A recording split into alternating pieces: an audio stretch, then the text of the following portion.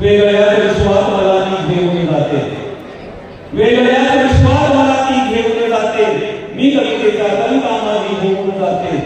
आपण जाता आपले सारे संपून जाईल, आपण जाता आपले सारे संपून जाईल, आपल्या मागे कविता आपली राहून जाते. आता शिक्षकाची कविता आपल्याला शिक्षक साहित्यिकांनी सादर केली. आमचे दिवाकर जोशी असं म्हणतात, ना पाण्याची आहे